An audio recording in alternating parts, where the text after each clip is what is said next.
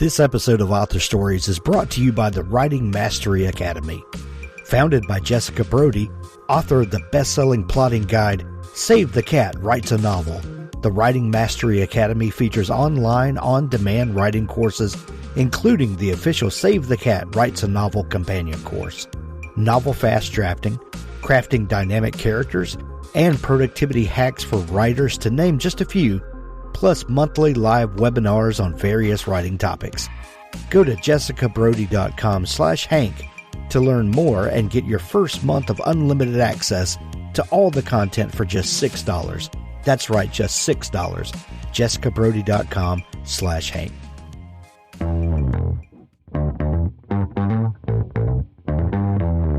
You're listening to the Author Stories Podcast, bringing you the story behind the stories and the storytellers. Margaret White, Terry Brooks, Sheena Kamal, Matthew Quick, JT Ellison, Walt D. Williams, Brad Ford, Corey Dr. O, Brandon Sanderson, Robin Mom, Ernest Blind, Jim Butcher, Sherwin Harris. Visit hankgarner.com for archives of all the shows. Today's guest is... Well, thanks for joining me again for the Author Stories Podcast, where I bring you the story behind the stories and the storytellers. Today, I'm super excited to have Peter Swanson back on the show with me today to talk about his brand new book, Every Vow You Break. I'll tell you what, guys, when I see that Peter has a new book coming out, and it's usually, the midst of the winter, knowing that the new book season is kicking off and that Peter has a new book out, it helps me get through those doldrums of winter, knowing that good things are coming. And Every Vow You Break is a must-have in your reading pile for this year, and I know you guys are going to love it. Welcome back to the show, Peter. Thanks for having me, Hank. Good to be back. Absolutely. So, Peter, we were talking just before we started recording about, how weird the past year has been, and COVID and all of that stuff that we've all collectively come through. I've gotten the chance to ask several writers here recently kind of what this has meant for their creative process, because, most writers, we spend a lot of time at home or in a home office and just by ourselves for the most part, especially when it's, time to draft a book. There's just not a lot of interaction with other folks, which, during a global pandemic, how could that be better? But there's something weird that's kind of happened when the rest of the world is locked down too. And that things are not going on outside your home the way it normally does. And it can have a sort of a psychological effect on you and on your process. Has this time affected you as a writer? Have you noticed anything different about the way you go about what you do? Yeah, a little. And it's funny. I think I've had the two polar the two opposite swings of the writer reaction, because I talk to a lot of writers too, and people are either getting more stuff done or are having trouble focusing at all. For me, I've been through both this past year. For whatever reason, early on, sort of last year, for about 3 months, I just got into a real focus, and I got a ton of writing done. Toward the end of last winter and into spring, and I thought, this isn't really affecting me. It was concerning, and I was worried about, friends who'd lost jobs and other situations, but I felt fortunate myself, and the work was coming. And then for whatever reason, midsummer, I think I just started to, maybe like a lot of people, I think the continuing COVID news, the unrest in the country around both the election and Black Lives Matter, and just lots of political news. I just started spending my day, I guess the word is doom scrolling, but, just sort of going through Twitter and obsessively checking news stories every hour. And I really got trapped in that mode of not being able to escape into my fictional worlds, just being way too distracted. And that kind of lasted for a while. And I think a lot of people went through that. I think that's something we're all struggling with, whether or not there's big news happening, because, this stuff's readily available. And I really believe that we actually we don't need to know the news every hour. Right. We probably don't need to know the news, maybe not at all. We need to know a little bit of news. And in today's, maybe we need to know the news once during the day, like we used to. We used to find out the news at news hour. Right. And now we have it every 15 minutes. We check our phones, and it's wreaking a little bit of havoc, I think, with everyone's attention span. So, but I did crawl out of that. I just had to be a little more of a taskmaster with myself, and tell myself, just put down all the social media stuff and just focus on writing a book or reading a book, getting involved in worlds that are fictional and not happening right now in real time, which is good for everyone's well-being.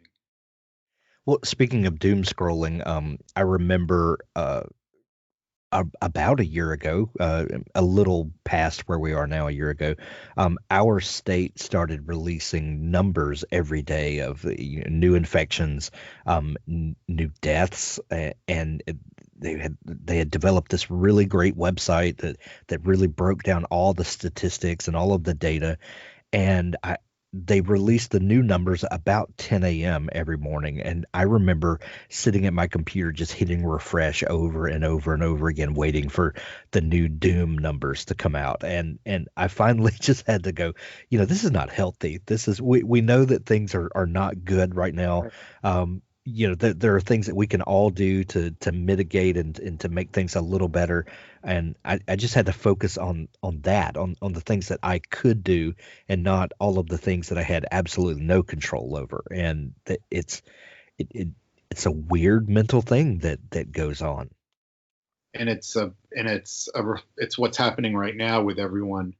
I mean, we carry these little devices that in some ways make our lives easier if you're trying to find your way to a new address or something. I mean, or listen to a new tune. They're great things, but they also just, they're constant little news reminders in our pockets and distract us. And, who knows what it's, I mean, I know it's changed my brain somewhat. I wonder what's happening with younger generations that are just growing up with this stuff. But I can't, it's not all good. It's too much. Right. And, we should talk about other things besides this, but we are. And I think most people will agree that it's a double-edged sword. But so I think it just means everyone's got to work a little harder, I think, to get away from it. Well, and I know that Every Vow You Break, you probably had this book completed before the pandemic hit, and I would imagine that you did some editing and things like that maybe into the summer of last year. But was the story pretty much completed by this time? It was. I'm usually on track to have my next book done by the time my book is coming out. So yes, it was done this time last year. So this book has no reflection on the last year and all of that, and it definitely, I'll tell you what, was a vacation for my mind reading this book, because there's just no trace of it. But do you think that these maybe not the pandemic per se, but some of the feelings of the pandemic, has that seeped into your next book that you're writing? Oh, that's interesting, because I think it actually has. Although my next book that that I've completed and sort of in the process of editing has a kind of pandemic gloom about it, but no mention of the pandemic. And I specifically set it pre-pandemic. The dates are mentioned, and I've thought a lot about this. Is do I want to write a book? I'm a contemporary writer in the sense that the vast majority of my books happen now or the recent past. I don't write historical fiction. And I think everyone who writes contemporary fiction has to start thinking about this. do you want to set your story in the time of pandemic? Or are you just going to ignore it? And is ignoring it weird? Because this is, I'm trying to, there's been nothing like this in recent history. I mean, you think of World Trade Center bombings was a huge event, but it's easy enough not to mention that in a book because it doesn't necessarily come up. But the entire world has shut down and started wearing masks, and people have stopped shaking hands. I mean, you have scenes in books where people shake hands, or people go to parties, or half my books, pretty much all my books, involve at least some strangers meeting at a bar, shoulder to shoulder. Right. And when is that going to happen again? So do I just keep setting my books in 2015 or something like that?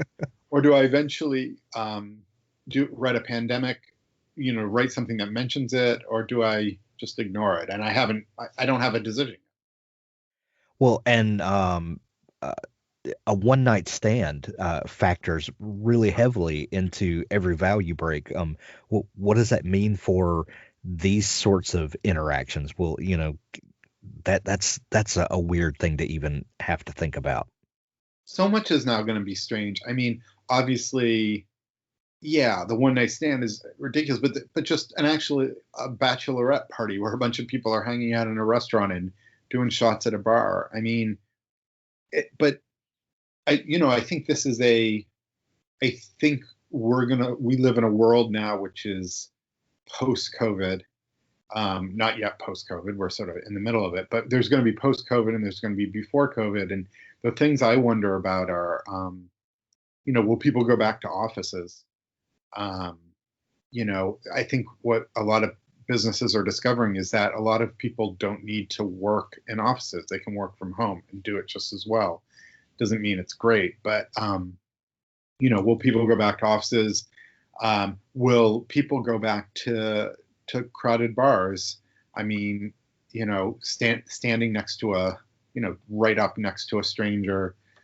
Will people ever start shaking hands again? And when will that be? I mean, this is a big world altering event. So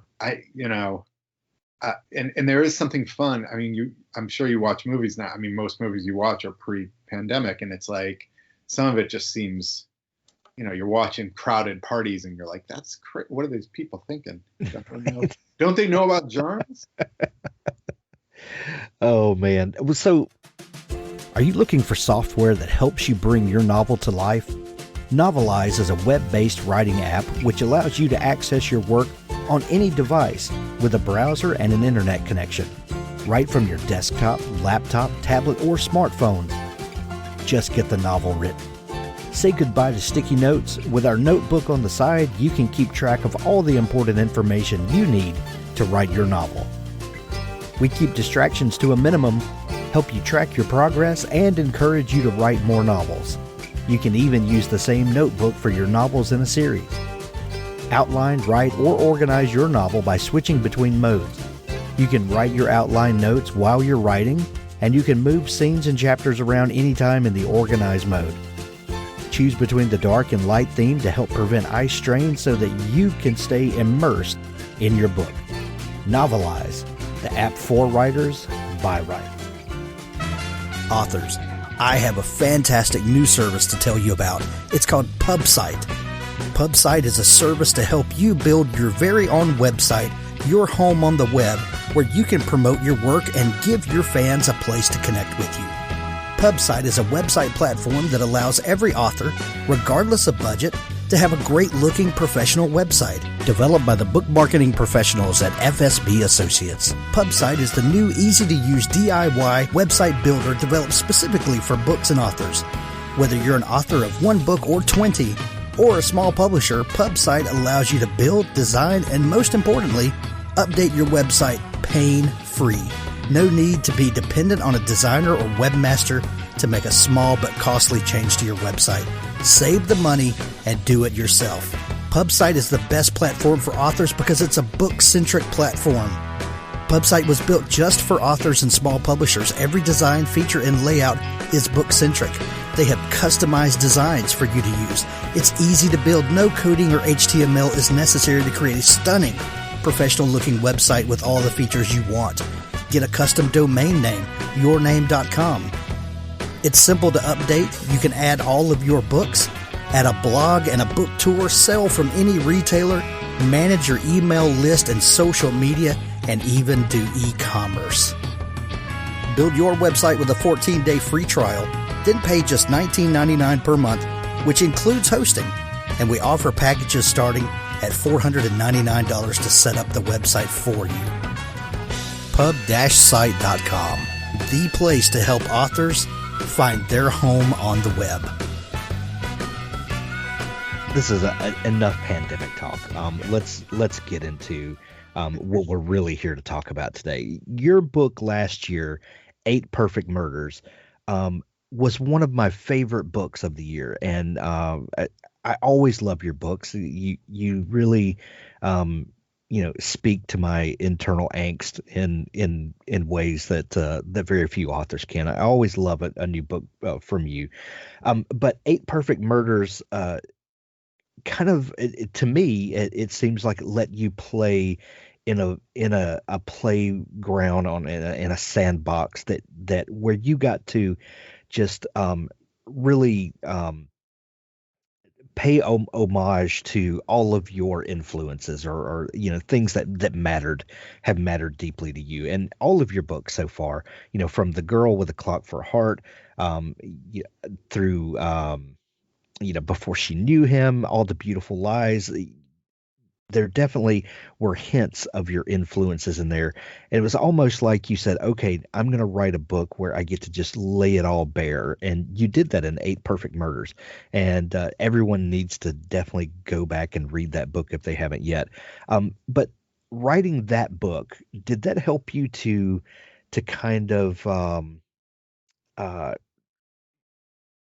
to say the things that you had always wanted to say, kind of clear the board and say, okay, now I'm going to do something different from here? What did writing that book do for you and your creative process and the kinds of books that you write? I think you're right about thinking of a book as like a playground. And I definitely, as soon as I had the idea of 8 Perfect Murders, which is, the main character has made a list of murders from fiction, from classic crime fiction, made a list of his favorites, and he's published these. And a few years later, it looks as though someone else might be using that list to actually kill people in real life. So as soon as I knew I was doing this, I said, well, this is a book that's going to have all those tropes. So it's going to have red herrings and suspects and clues and unreliable narrator and all this sort of classic mystery stuff. And I kind of threw it all into the pot. And it was great. And it turned out for me to be the book that is in some ways closest. It's not an autobiographical book at all, but it has autobiographical elements in the sense that a lot of it is about being a reader, and Malcolm talks a lot about being a reader. And when he talks about that, it's sort of me talking about that and how I began as a reader of genre fiction very young and found escape in these worlds of crime and mystery. So it was great. It was great to do that, and it's funny. So my next book, so Every Vow You Break, has a bit of a playground in it as well.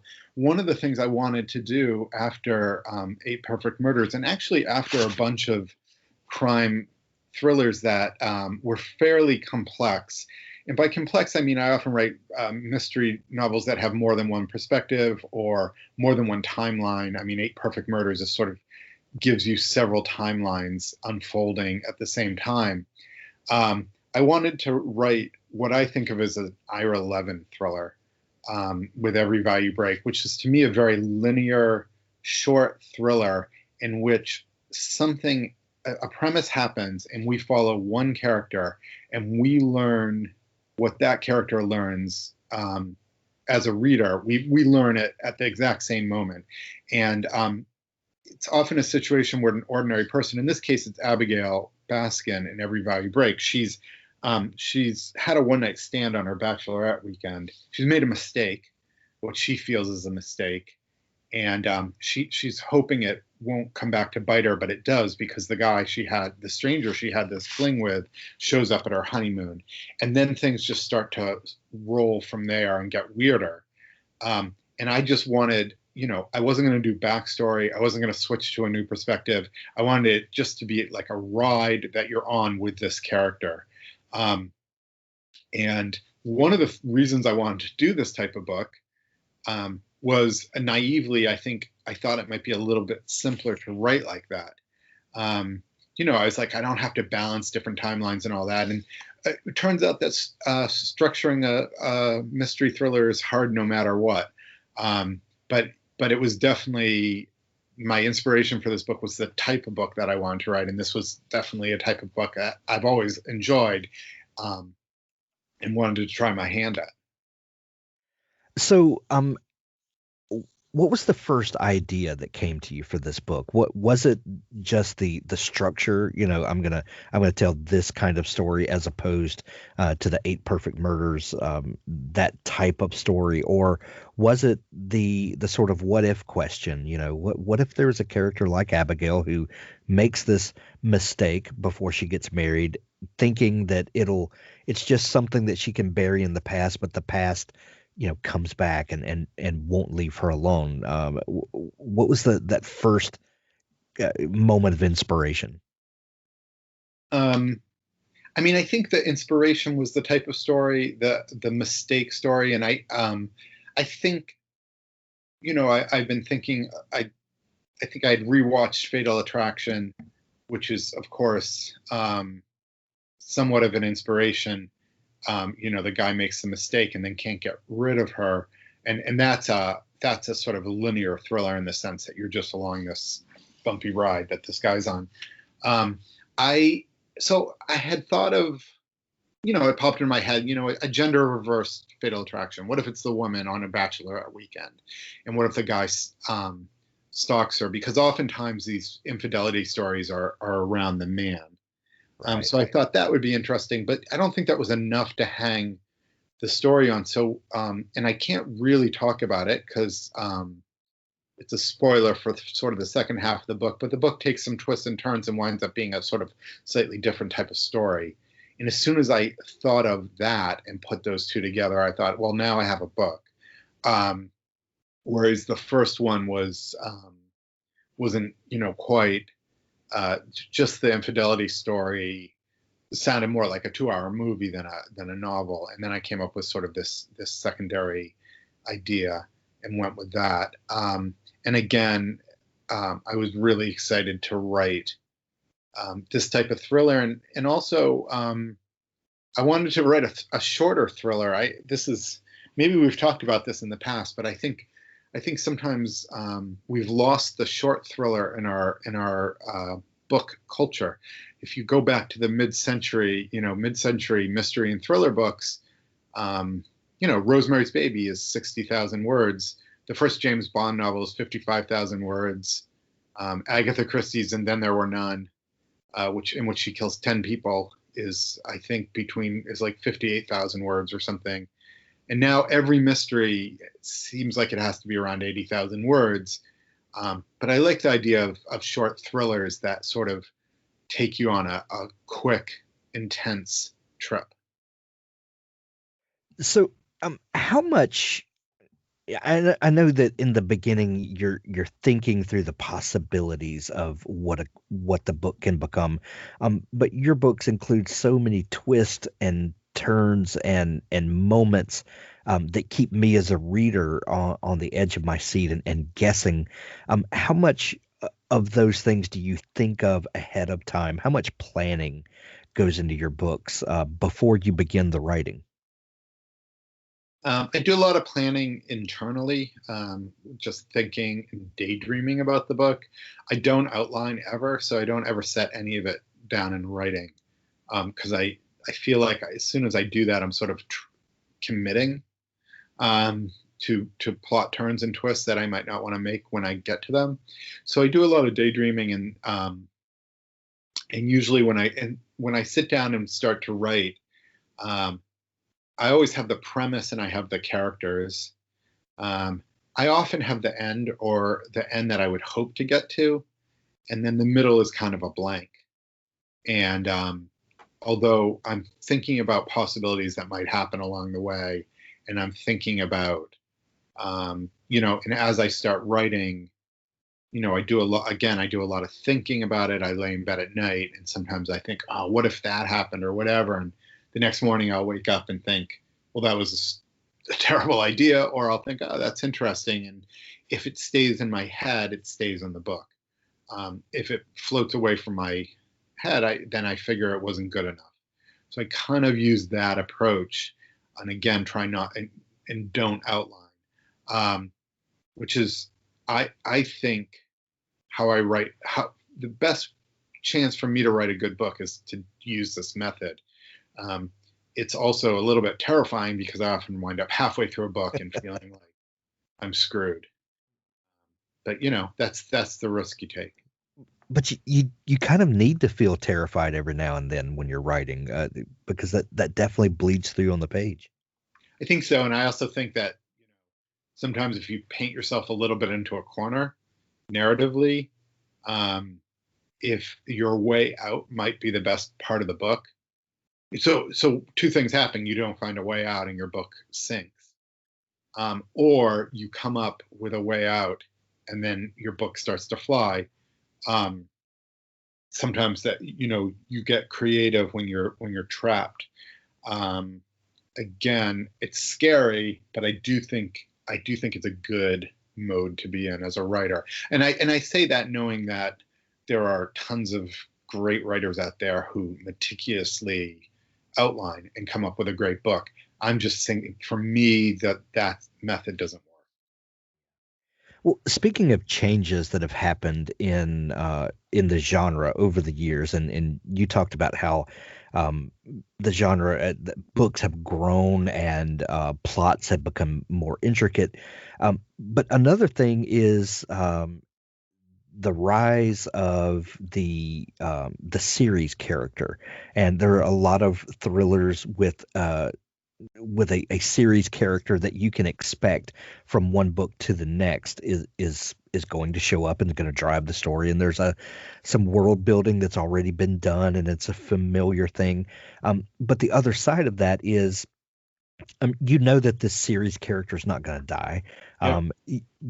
That maybe some bad things are going to happen to him or her, but only to a certain point.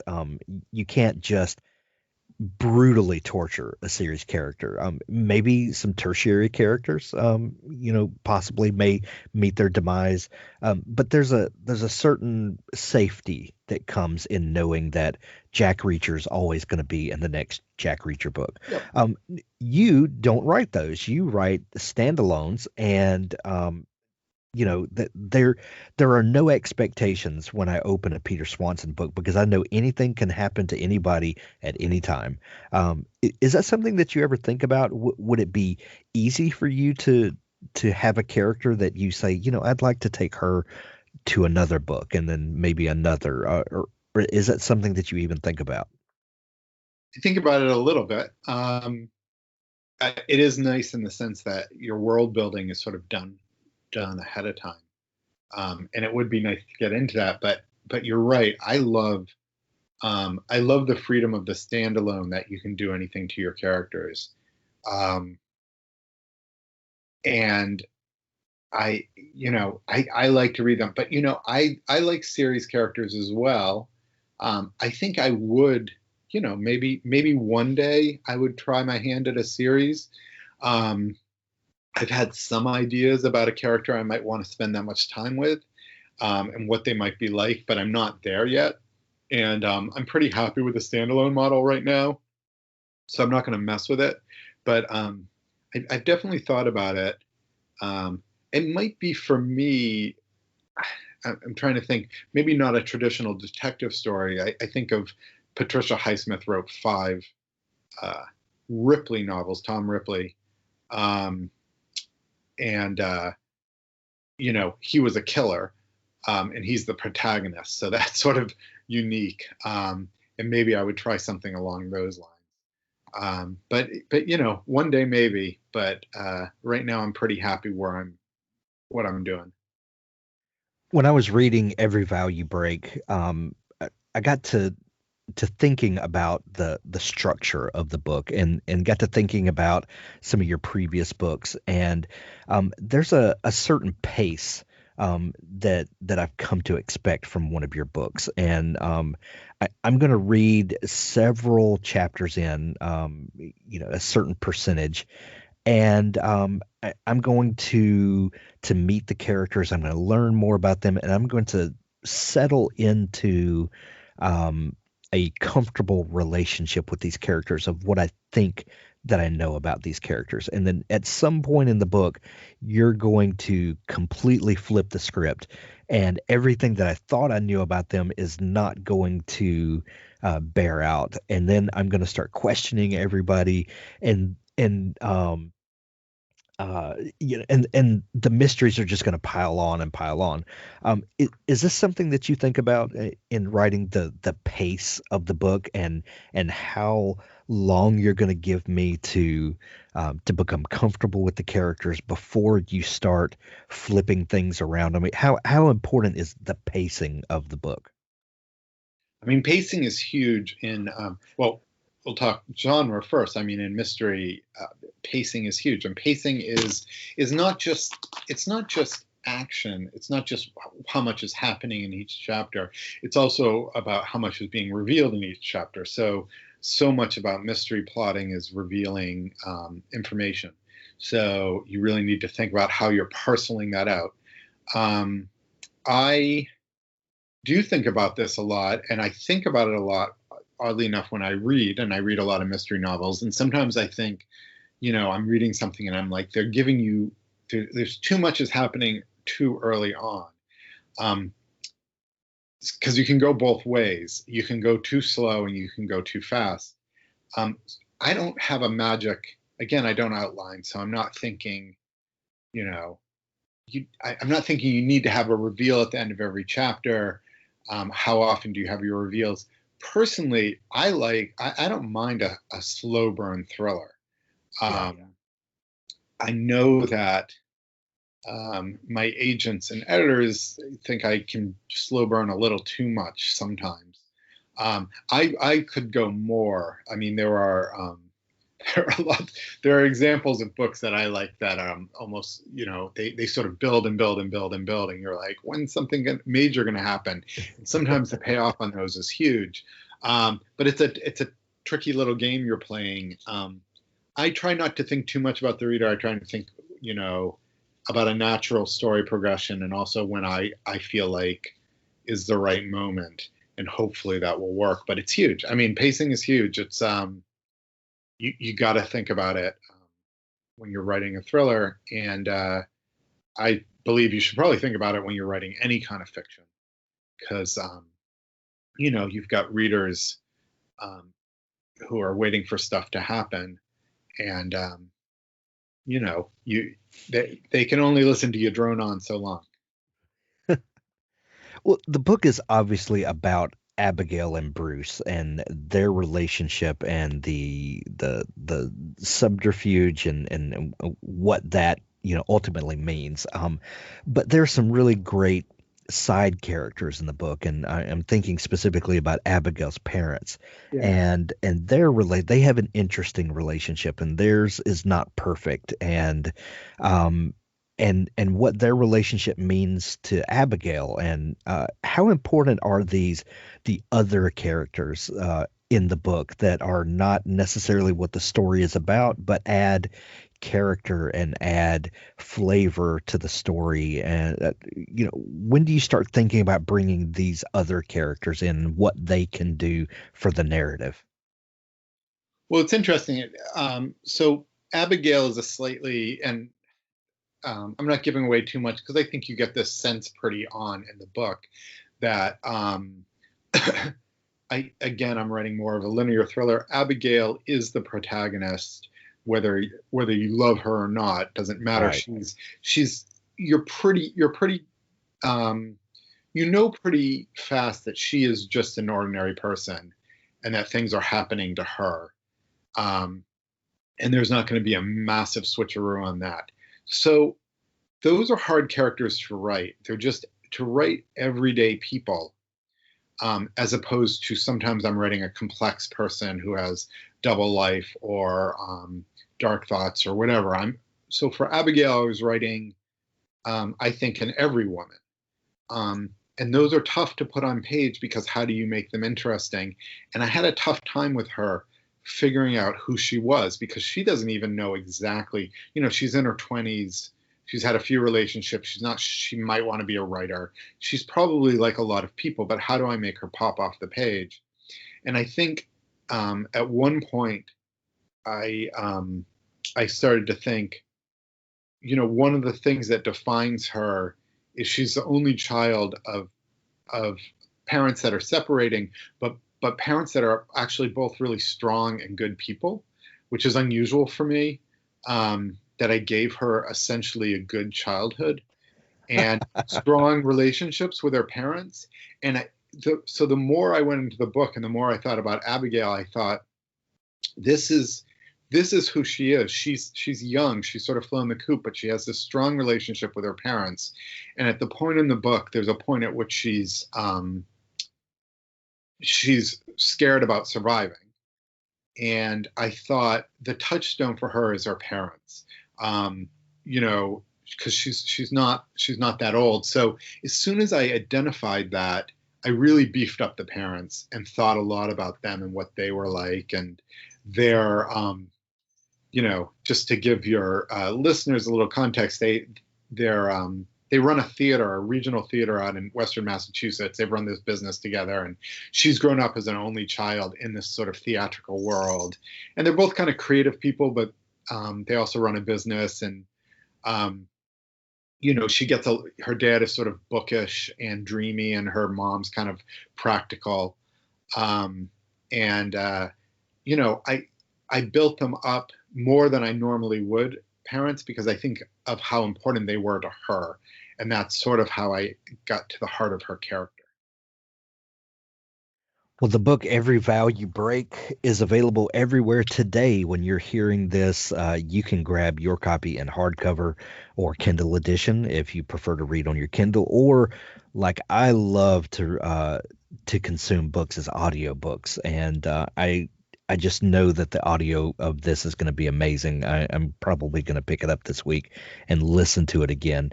How much input do you get on the audiobook translation of the book, Peter? I usually get sent, it's funny, so they send me 3 or 4 potentials. So they say, we've narrowed it down to these 3 narrators. In this case, it was all women, which made sense. And I listened to a sample of them, not reading my book, but reading another book. And then I ranked. They asked me to rank them from number 1 to and the number 1 doesn't always happen. Usually there's one who just instantly I'm like, no, I don't. That doesn't feel right to me. Yeah.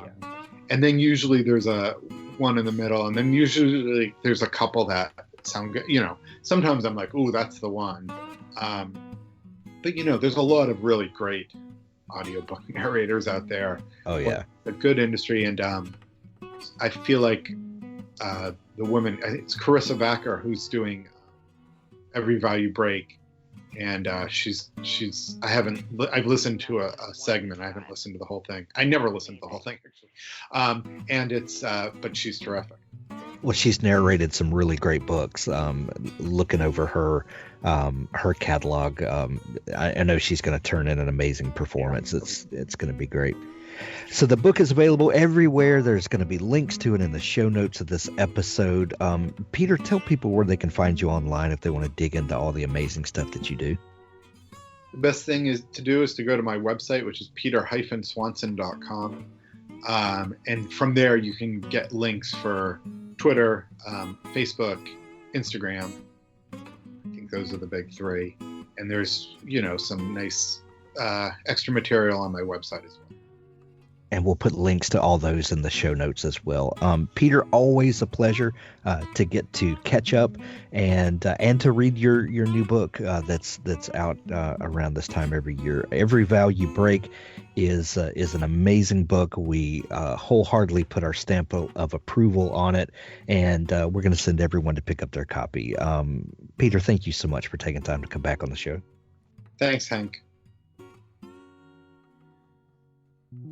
Authors, if you're looking for a partner to help ensure that your book is the best it can possibly be, look no further than Pico's House. Crystal and her staff make a conscious effort to be critical yet courteous. They also strive to make the business side of things run smoothly so that you can rest easy knowing that your manuscript is in capable hands. Whether you need beta reading, developmental editing, a manuscript critique, line editing, copy editing, or proofreading, Pico's House is the one-stop shop for you. Check them out today at picoshouse.com to get started.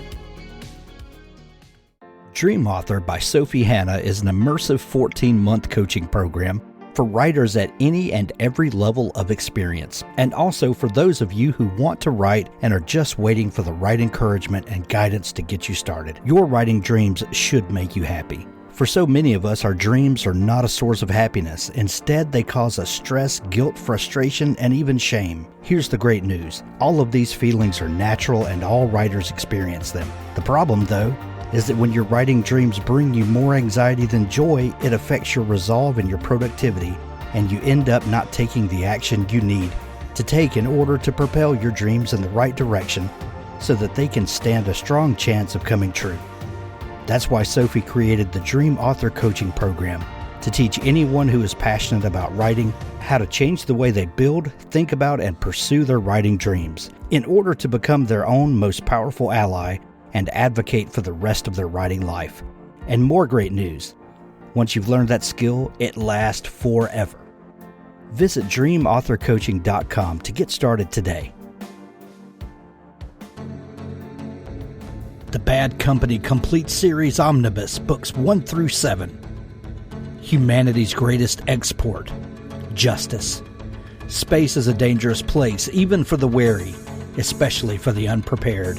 The aliens have no idea. Here comes the Bad Company. The Bad Company Book 1, Colonel Terry Henry Walton takes his warriors into battle for a price in this first installment of The Bad Company. He believes in the moral high ground and is happy to get paid for his role in securing it. Set in the Kutherian Gambit universe, Terry, Char, and their people-humans, werewolves, were-tigers, and vampires form the core of the Bad Company's direct action branch, a private conflict solution enterprise. Join them as they fight their way across Tissakinnon 4, where none of the warring parties were what they expected.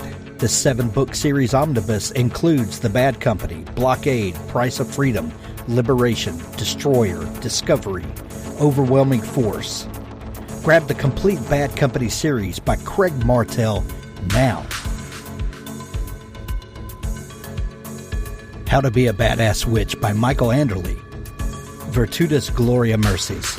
Translation: Glory is the reward of valor. Fed up with playing the normal game, recent university graduate, ex-cum laude, ex-soccer star, ex-popular, and mostly broke Cara Madano changes her life when she decides to research how to be a witch, and believes it. Cara didn't want to go back east and deal with her overbearing mom, so when university was done, she stayed behind in Los Angeles. Little did she realize how controlling moms can be from the other side of the country. Feeling a little desperate to make her own way, she buys a few books on business, and one on a lark, How to Be a Badass Witch. That's when the trouble started.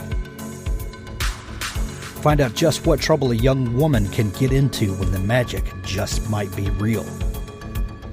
How to Be a Badass Witch by Michael Anderle.